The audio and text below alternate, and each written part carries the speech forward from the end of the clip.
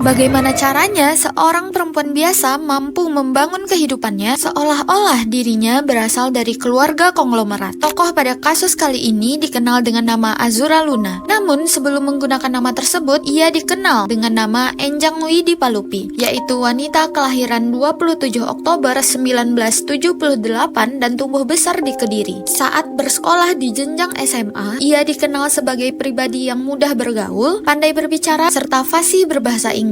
Setelah lulus SMA pada tahun 1996, Enjang sempat melanjutkan pendidikannya di Akademi Bahasa Asing. Namun beberapa bulan kemudian ia memutuskan untuk berhenti. Dan setelah itu ia mulai menggunakan nama barunya, yaitu Azura Luna Mangunharjono. Dan perlahan ia mulai membangun kehidupan baru dengan identitas baru yang ia miliki. Dengan nama Enjang, dia dikenal memiliki tampilan yang sederhana. Namun dengan nama Azura, ia mulai tampil dengan gaya yang jauh lebih mewah dan glamor. Azura mengaku ia berasal dari keluarga kaya raya, tinggal di kawasan elit Kemang, Jakarta Selatan, dan bahkan menyebut orang tuanya termasuk dalam 10 orang terkaya di Indonesia. Citra tersebut selalu dia bawa saat ia pindah ke lingkungan yang baru. Hingga pada akhirnya tahun 1997, Azura memutuskan untuk pindah ke Bali. Dan di sana ia bertemu dengan Brad Kurt, yaitu seorang laki-laki yang berprofesi sebagai general manager di Hotel Bali Hyatt. Kepada Brad, Azura menceritakan dan memperkenalkan dirinya sebagai seorang perempuan dari keluarga terpandang, pernah menempuh pendidikan di beberapa universitas ternama di luar negeri, serta ia memiliki banyak properti. Brad pun mempercayai seluruh cerita Azura. Hingga pada akhirnya hubungan mereka semakin serius dan menikah pada tahun 2003. Ketika Brad akhirnya dipindah tugaskan ke Hong Kong, Azura sebagai istrinya ikut bersamanya. Dan di sana kehidupan mewah yang selama ini Azura impikan akhirnya menjadi kenyataan. Di Hong Kong, kehidupan Azura terlihat semakin sempurna dan glamor. Sampai pada akhirnya keadaan mulai berubah dan kita akan bahas di part 2. Apa yang sebenarnya terjadi di balik kehidupan mewah yang selama ini terlihat begitu sempurna? Setelah tinggal di Hong Kong, Azura semakin masuk ke dalam lingkungan sosialita, di mana ia menghadiri berbagai acara eksklusif, berpergian ke luar negeri, dan menjalani kehidupan yang serba berkecukupan.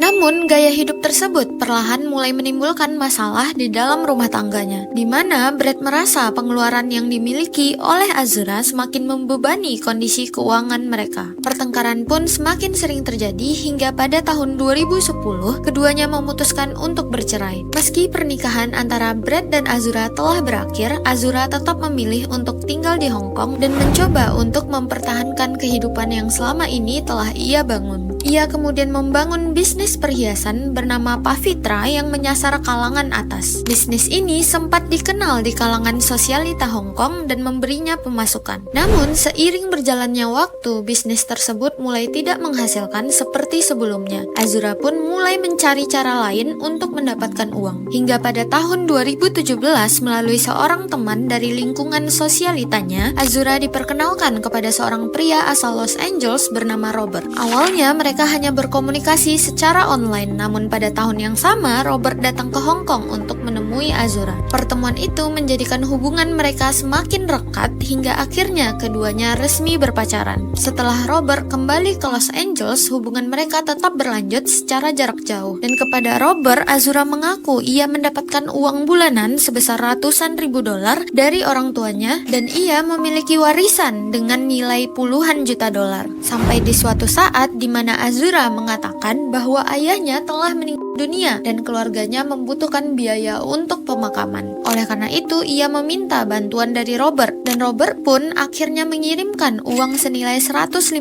ribu dolar Amerika Serikat ke rekening Azura. Tapi setelah uang itu masuk, cerita yang diberikan oleh Azura kepada Robert masih belum selesai. Seluruh kebohongannya akan kita kupas tuntas di part 3. Seberapa jauh seseorang bisa menyembunyikan dirinya di balik kehidupan yang terlihat sempurna. Setelah mendapatkan uang dari Robert, Azura kembali meminta uang kepada Robert dengan alasan kegiatan amal. Robert yang sudah percaya kembali mengirimkan uang senilai 30 ribu dolar Amerika Serikat. Namun setelah uang itu diterima, Azura memutuskan seluruh jalur komunikasi dengan Robert dan juga sahabatnya yang sebelumnya telah memperkenalkan Azura dengan Robert. Ternyata Robert bukanlah satu-satunya orang yang telah dirugikan oleh Azura, di mana pada Juli 2018 Azura kembali mendekati lingkungan yang lebih berpengaruh. Ia sempat menjalin komunikasi dengan Hunter Biden dan bahkan mendapat undangan makan siang bersama keluarganya pada Juli 2018. Namun, Azura yang takut latar belakang bohong yang telah dia buat akan terbongkar, memilih untuk menolak ajakan tersebut. Namun, tidak berhenti di sana, di mana setelah itu Azura kembali aktif di lingkungan sosialita yang ia miliki. Azura menawarkan barang-barang bermerek yang ia miliki kepada teman-temannya dengan alasan sebagian hasil dari penjualan akan ia gunakan untuk kegiatan sosial. Salah satu orang yang percaya ialah Sofia, di mana Sofia membeli pada bulan November 2018 seharga $86.000 Amerika Serikat. Namun beberapa hari kemudian Sofia mencoba untuk membawa tas tersebut ke butik untuk dilakukan pemeriksaan keaslian. Hasil pemeriksaan menunjukkan tas tersebut ternyata palsu. Oleh karena itu, Sofia langsung melaporkan Azura pada polisi West Hollywood, di mana pada tanggal 26 November 2018, Azura akhirnya ditangkap di Hotel Beverly Hills. Namun, ia kemudian dibebaskan dikarenakan polisi masih membutuhkan pemeriksaan ahli untuk memastikan tas tersebut benar-benar palsu. Satu hal yang tidak pernah disangka oleh Azura, yaitu setelah kejadian tersebut, satu persatu korban mulai berani berbicara dan kasus Azura akhirnya semakin ramai diperbincangkan. Di mana pada tahun 2019, seorang pekerja rumah tangga melaporkan gajinya belum dibayarkan oleh Azura sekitar $76.000 Hong Kong. Sementara itu, Azura juga dinyatakan memiliki tunggakan sewa apartemen sekitar $460.000 Hong Kong. Dari seluruh aduan yang ada, polisi Hong Kong akhirnya memutuskan untuk mencari Azura. Tetapi Azura sudah menghilang. Di mana dalam persembunyiannya itu, pada September 2019,